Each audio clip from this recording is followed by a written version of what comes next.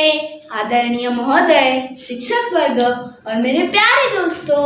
मेरा नाम आस्था राहुल गायकवाड़, मैं छठी कक्षा में पढ़ती हूँ। दोस्तों, आप सब लोग तो जानते ही होंगे कि पानी कितना कीमती है। पानी ही जीवन है। तो इसी विषय पे आधारित मैं आप लोगों से आज छोटा सा कुछ कहने वाली हूँ। गर्मी पड़ने लगी थी, धीरे धीरे उसके तेवर तीखे हो चले। सूरज आग बरसाने लगा, मगर इन सब से बेखबर बबलू अपने में ही मस्त था। उसे बाथरूम में घुसे हुए आधा घंटा हो चुका था। शावर के नीचे उसकी धमा चौकड़ी मची हुई थी। शावर के साथ साथ कभी कभी वह नल की टोटी भी खोल देता। अंत में माँ को ही चिल्लाना पड़ा, बबलू, क्यों इस तरह पानी बर्बाद कर रहे हो? माँ, मैं ऐसा कुछ भी नहीं कर रहा हूँ, मैं तो बस नहा रहा हूँ। इस गर्मी में मेरा मन तो करता है कि घंटों नहाता रहूं, बबलू बोला। बबलू की इस आदत से उसके माता पिता दोनों परेशान थे। वह मंजन करते समय देर तक पानी बहाता रहता। स्कूल में भी अपनी इस आदत के कारण उसे डांट खानी पड़ती। वह अक्सर वहां के नल की टोटी खुली छोड़ देता। ये केवल पानी की ही बात नहीं थी, बिजली के साथ भी यही होता। वह कमरे में न होता तब भी पंखा खुला रहता। कभी कभी कूलर बंद करना भूल जाता, तो कभी कभी पढ़ते पढ़ते सो जाता, तब भी बल्ब जला रहता। माँ को ही बुझाना पड़ता। दोस्तों, पानी हो या बिजली यानी कि ऊर्जा, दोनों का भंडार सीमित है। यदि दुनिया के सारे लोग ऐसा करने लगे तो क्या होगा? नहाना वहाना तो छोड़ो, लोग एक घूंट पानी के लिए तरसेंगे। धन्यवाद। मेरा नाम रिद्धि राखी राकेश सावंत है। मैं छठी कक्षा में पढ़ती हूँ। सब्जेक्ट हिंदी। जन्मदिन। गर्मी पड़ने लगी थी, धीरे धीरे उसके तेवर तीखे हो चले। सूरज आग बरसाने लगा, मगर इन सब से बेखबर बबलू अपने में ही मस्त था। उसे बाथरूम में जाकर आधा घंटा हो चुका था। शावर के नीचे धमा चौकड़ी मची हुई थी। कभी कभी वह शावर के साथ नल की टोटी भी खोल देता।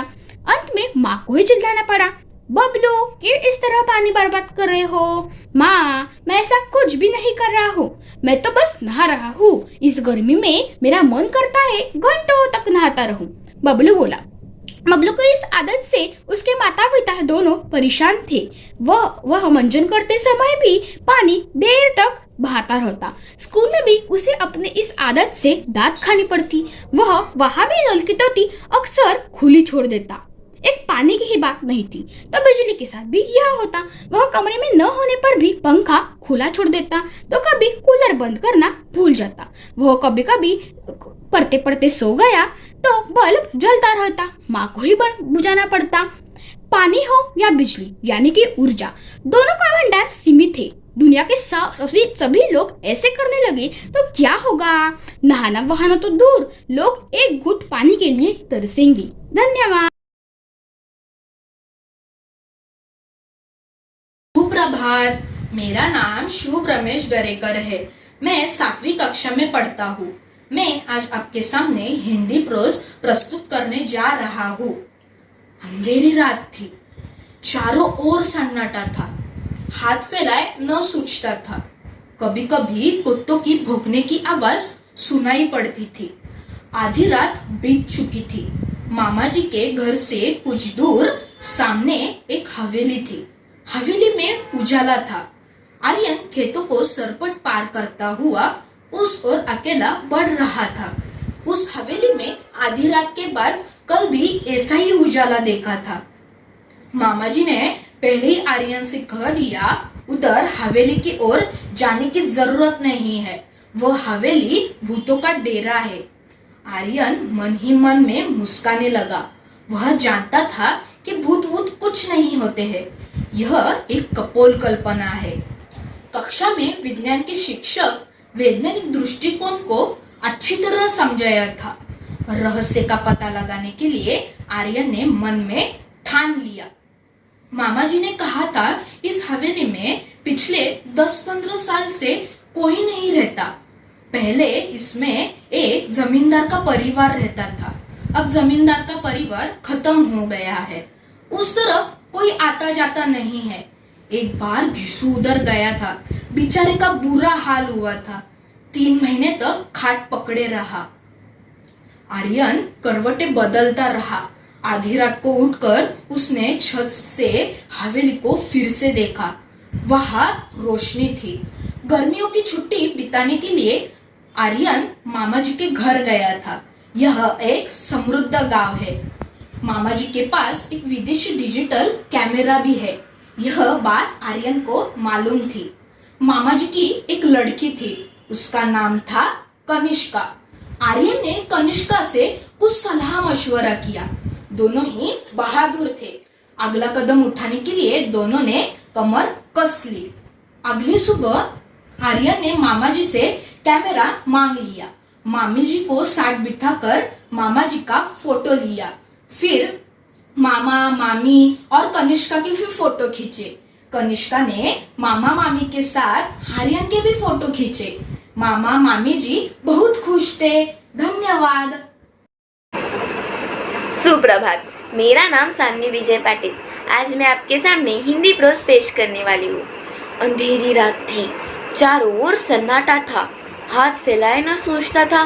कभी कभी कुत्तों के भौंकने की आवाज सुनाई पड़ती थी। आधी रात बीत चुकी थी। मामा जी के घर से कुछ दूरी पर सामने एक हवेली थी। हवेली में उजाला था। आर्यन खेतों को सरपट पार करता हुआ उस ओर अकेले बढ़ रहा था। उस हवेली में आधी रात के बाद कल भी ऐसा ही उजाला देखा था। मामा जी ने आर्यन से पहले ही कह दिया, उधर हवेली की ओर जाने की जरूरत नहीं, वह हवेली भूतों का डेरा है। आर्यन मन ही मन में मुस्काने लगा। वह जानता था भूत कुछ नहीं होते, यह कपोल कल्पना है। कक्षा में विज्ञान के शिक्षक ने वैज्ञानिक दृष्टिकोण अच्छी तरह समझाया था। रहस्य का पता लगाने के लिए उसने मन में ठान लिया। मामा जी ने कहा था, इस हवेली में पिछले 10-15 साल से कोई नहीं रहता। पहले इसमें एक जमींदार का परिवार रहता था। अब जमींदार का परिवार खत्म हो गया। अब उस तरफ कोई आता जाता नहीं। एक बार घीसू उधर गया था। बेचारे का बुरा हाल हुआ था। 3 महीने खाट पकड़े रहा। आर्यन करवटें बदलता रहा। आधी रात को उठकर छत से उसने हवेली को फिर से देखा। वहाँ रोशनी थी। गर्मी की छुट्टियां बिताने आर्यन मामा जी के घर आया था। यह एक समृद्ध गांव है। मामा जी के पास एक विदेशी डिजिटल कैमरा भी है। आर्यन को ये बात मालूम थी। मामा जी की एक लड़की है। उसका नाम था कनिष्का। आर्यन ने कनिष्का से कुछ सलाह मशविरा किया। दोनों बहादुर थे। अगला कदम उठाने के लिए दोनों ने कमर कस ली। अगले सुबह उसने मामा जी से कैमरा मांग लिया। मामा जी को साथ बैठाकर उनका फोटो लिया। फिर मामा मामी और कनिष्का का भी फोटो खींचे। कनिष्का ने मामा मामी और आर्यन के साथ फोटो खींचे। मामा मामी बहुत खुश थे। धन्यवाद।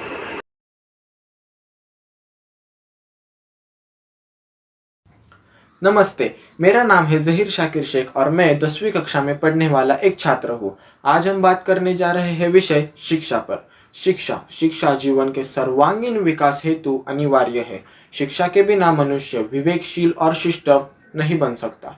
विवेक से मनुष्य में सही और गलत का चयन करने की क्षमता उत्पन्न होती है। विवेक से ही मनुष्य के भीतर उसके चहुओर नित्य प्रति होते घटनाक्रमों के प्रति एक छिद्रान्वेषी दृष्टिकोण उत्पन्न हो जाता है। शिक्षा ही मानव को मानव के प्रति मानवीय भावनाओं से पोषित करती है। शिक्षा से मनुष्य अपने परिवेश के प्रति जागृत होकर कर्तव्याभिमुख हो जाता है। स्व से पर की ओर अग्रसर होने लगता है। निर्बल की सहायता करना, दुखियों का दुख दूर करने का प्रयास करना, दूसरों के दुख से दुखी हो जाना और दूसरों के सुख से स्वयं सुख का अनुभव करना जैसी बातें एक शिक्षित मानव में सरलता से देखने को मिल जाती है। इतिहास साहित्य, राजनीति शास्त्र, समाज शास्त्र, दर्शन शास्त्र इत्यादि पढ़कर विद्यार्थी विद्वान ही नहीं बनता, वरन उसमें विशिष्ट जीवन दृष्टि, रचनात्मकता और परिपक्वता का सृजन भी होता है। शिक्षित सामाजिक परिवेश में व्यक्ति अशिक्षित सामाजिक परिवेश की तुलना में सदैव हमेशा उच्च स्तर पर अपना जीवन व्यापन करता है। धन्यवाद। जीवन के सर्वांगीण विकास हेतु अनिवार्य है। शिक्षा के बिना मनुष्य विवेकशील और शिष्ट नहीं बन सकता। विवेक से मनुष्य में सही और गलत का चयन करने की क्षमता उत्पन्न होती है। विवेक से ही मनुष्य के भीतर उसके चहु और नित्य प्रति होने घटनाक्रमों के प्रति एक चित्रान्वेषी दृष्टिकोण उत्पन्न होता है। शिक्षा ही मानव को मानव के प्रति मानवीय भावनाओं से पोषित करता है। शिक्षा से मनुष्य अपनी परिवेश के प्रति जागरूक होकर कर्तव्योन्मुख हो जाता है। स्व से पर की ओर अग्रसर होने लगता है। निर्बल की सहायता करना, दुखियों के दुख दूर करने का प्रयास करना, दूसरों के दुख में दुखी हो जाना और दूसरों के सुख में सुख का अनुभव करना जैसी बातें शिक्षित मानव में सरलता से देखने को मिल जाती हैं। इतिहास, साहित्य, राजनीति शास्त्र, समाजशास्त्र, दर्शन शास्त्र इत्यादि पढ़कर विद्यार्थी विद्वान नहीं बनता, बल्कि उसमें एक विशिष्ट जीवन दृष्टि, रचनात्मकता और परिपक्वता की सृजन भी हो जाता है। शिक्षित सामाजिक परिवेश की में व्यक्ति अशिक्षित सामाजिक परिवेश की तुलना में सदैव ही उच्च स्तर पर जीवन यापन कर रहा है। धन्यवाद। नमस्कार, मेरा नाम अतुल विवेक झावरे, मैं 10वीं कक्षा में पढ़ता हूँ। आज मैं आपको शिक्षा के बारे में बताने जा रहा हूँ। शिक्षा जीवन के सर्वांगीण विकास हेतु अनिवार्य है। शिक्षा के बिना मनुष्य विवेकशील और शिष्ट नहीं बन सकता। विवेक से मनुष्य में सही और गलत का चयन करने की क्षमता उत्पन्न होती है। विवेक से मनुष्य के भीतर उसके चहु और नित्य प्रति होते घटनाक्रमों के प्रति एक चित्रान्वेषी दृष्टिकोण उत्पन्न होता है। शिक्षा ही मानव को मानव के प्रति मानवीय भावनाओं से पोषित करती है। शिक्षा से मनुष्य अपने परिवेश के प्रति जागृत होकर कर्तव्य विमुख हो जाता है। शिक्षा से ही कर्तव्य विमुख हो जाता है, स्व से पर की ओर अग्रसर होने लगता है। निर्बल की सहायता करना, दूसरों के दुख दूर करने का प्रयास करना, दूसरों के दुख से दुखी हो जाना, दूसरों के सुख से स्वयं सुख का अनुभव करना, ऐसी बातें एक शिक्षित मानव में सरलता से देखने को मिल जाती है। इतिहास, साहित्य, राजनीति शास्त्र, समाजशास्त्र, दर्शन शास्त्र इत्यादि पढ़कर विद्यार्थी विद्वान ही नहीं, वरना उसमें एक विशिष्ट दृष्टि, रचनात्मकता और परिपक्वता जैसा सृजन भी होता है। शिक्षित सामाजिक परिवेश में व्यक्ति अशिक्षित सामाजिक परिवेश की तुलना में सदैव उच्च स्तर पर अपना जीवन यापन कर लेता है। धन्यवाद।